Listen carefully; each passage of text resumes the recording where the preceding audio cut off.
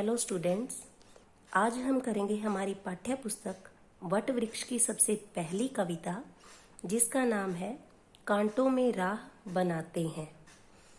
इसके कवि श्री रामधारी सिंह दिनकर जी हैं।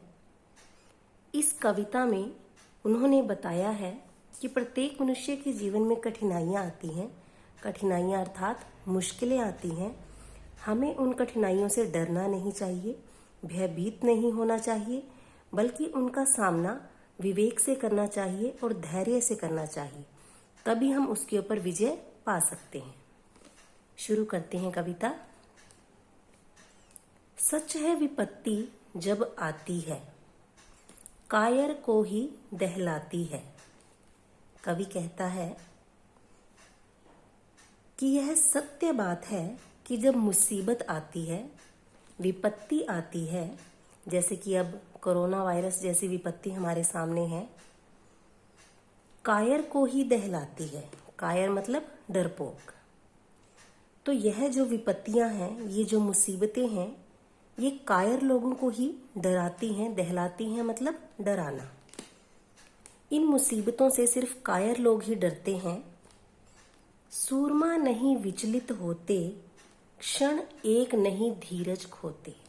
सूरमा बहादुर या शूरवीर, विचलित यानी घबराना। जो सूरमा है, जो बहादुर लोग हैं, शूरवीर हैं, वो इन मुसीबतों से घबराते नहीं हैं। क्षण एक नहीं धीरज खोते, और एक पल के लिए भी वो अपना साहस नहीं खोते, अपनी हिम्मत नहीं हारते। जो कवि है इस ऊपर वाले स्टैंजे में कहना चाहता है कि मुसीबत से केवल कायर ही घबराते हैं, वीर तो हंसकर मुसीबतों को झेलते हुए रास्ता बना लेते हैं। दूसरा स्टैंजा देखिए। विघ्नों को गले लगाते हैं, कांटों में राह बनाते हैं। विघ्न यानी बाधाएं या अड़चने कि जो वीर हैं, जो शूरवीर हैं, बहादुर लोग हैं, वो इन बाधाओं को गले लगा लेते हैं, अर्थात इनसे डरते नहीं हैं। कांटों में राह बनाते हैं। वो कांटों में भी रास्ता खोज लेते हैं। वो इनका सामना डटकर करते हैं। है कौन विघ्न ऐसा जग में, टिक सके आदमी के मग में। विघ्न वही अड़चने और बाधाएं, मग यानी रास्ता। कवि कहता है कि इस संसार में कोई भी ऐसी बाधा या अड़चन नहीं है जो मनुष्य के रास्ते में टिक सके। यानी ऐसी कोई भी मुसीबत नहीं है जिससे मनुष्य पार ना पा सके। खम ठोक ठेलता है जब नर, पर्वत के जाते पांव उखड़। खम ठोकना अर्थात ललकारना या युद्ध के लिए ताल ठोकना। नर यानी मनुष्य।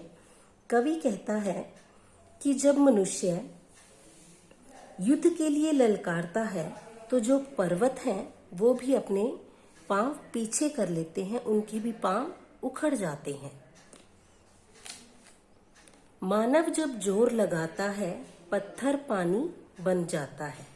कवि कहता है कि जब मनुष्य जोर लगाता है तो पत्थर भी पानी की तरह पिघल जाता है। गुण बड़े एक से एक प्रखर। पहले ऊपर वाला जो स्टैंजा है, इसमें कवि क्या कहना चाहता है ये देखेंगे।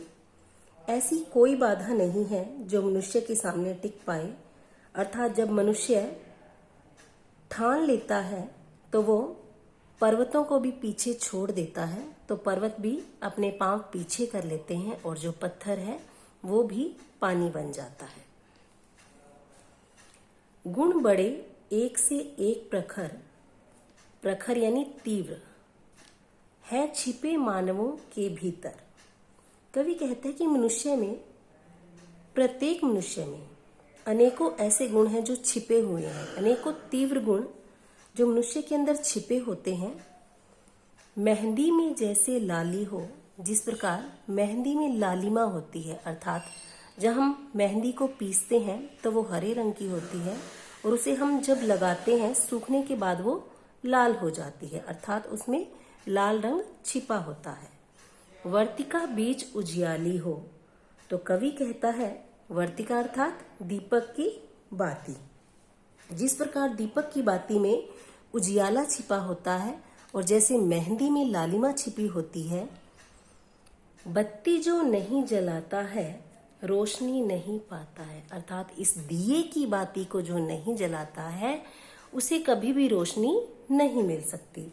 हमारे जीवन में हमें अपने इन जीवन यानी दिए रूपी बाती को जलाना होगा, जिससे हम आने वाली मुश्किलों से पार पा सकें।